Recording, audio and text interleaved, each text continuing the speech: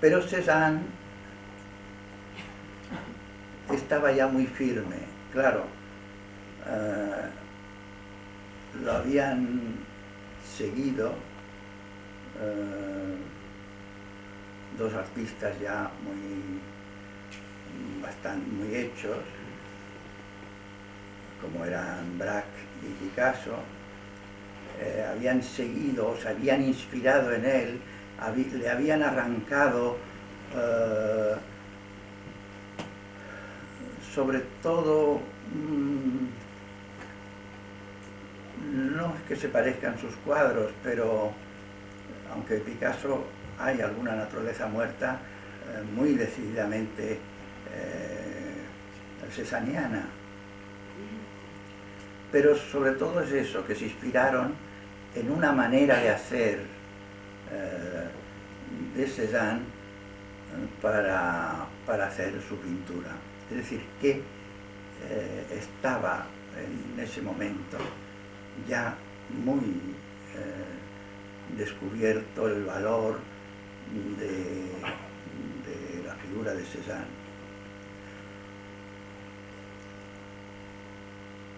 Una de las maneras que tienen los historiadores del arte para valorar a un artista es medir la influencia que ha ejercido. A mí eso me parece un disparate, pero es así.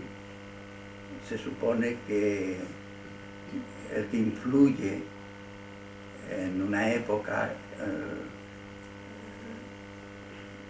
que ese tiene más valor que el que no influye. Y eso no siempre es así, porque de pronto hay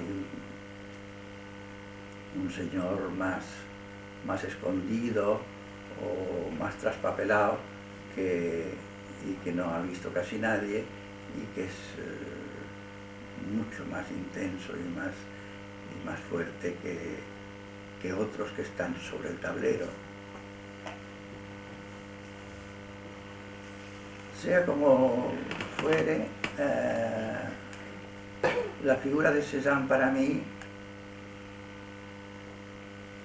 no era tampoco nada pasado, sino que estaba en un presente mayor que para,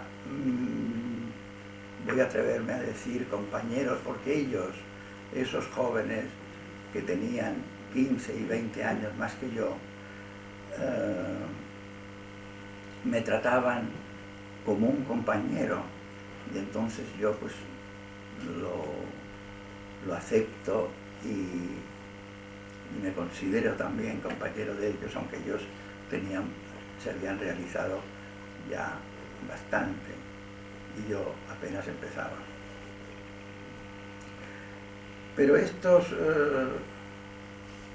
compañeros míos se extrañaban mucho de las cosas que veían en esas reproducciones, y Cézanne, por ejemplo, les parecía un pintor rarísimo, que les atraía mucho, que les fascinaba en cierto modo, pero lo encontraban muy raro. Y se da el caso de que yo, que era un niño de 9 años,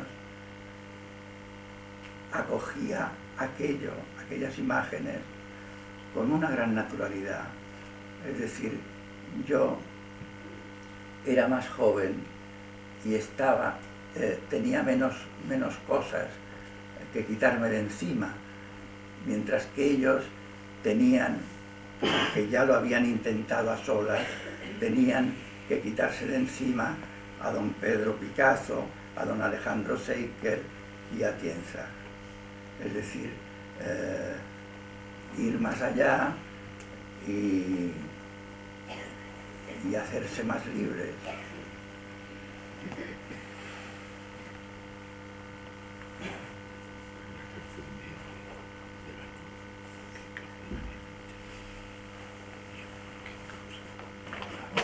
Cézanne para mí, ya digo, fue mi primer gran pasión.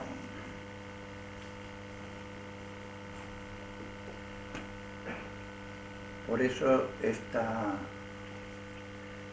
charla, porque esto no es una conferencia, puesto que yo no soy conferenciante, esta charla con unas personas que quiero considerar también amigos míos,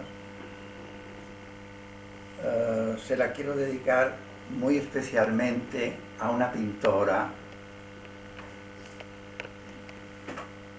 con la que he convivido muchos años en México, y que se llama Soledad Martínez, y que es sobre todo muy conocida en Cataluña, porque ella es catalana, ¿no?, de nacimiento, aunque tenga raíces andaluzas. Y se la quiero dedicar a Soledad Martínez.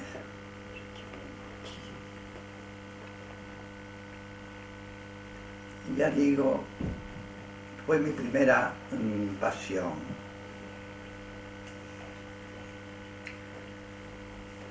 Yo no sabía qué es lo que Cézanne venía a traer, porque no podía reflexionar sobre eso, pero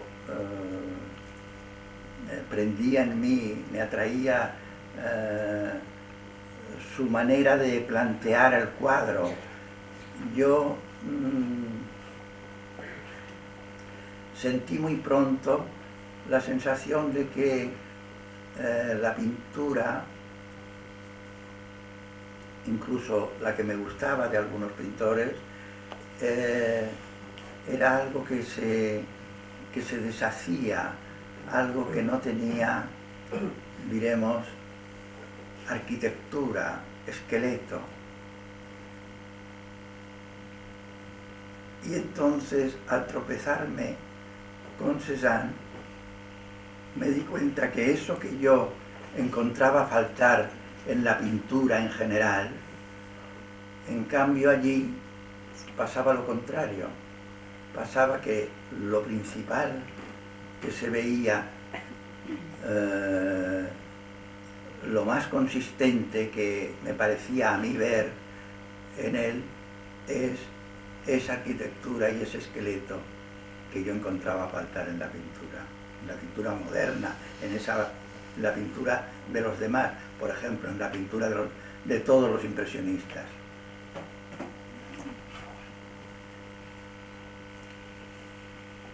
Así es que Garay, Flores, Joaquín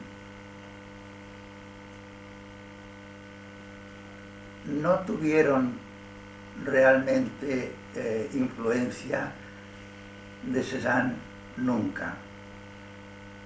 Flores tuvo enseguida influencias de Picasso cuando conoció cosas de ellos, de los cubistas. Y Garay estaba completamente ajeno a esas influencias, no.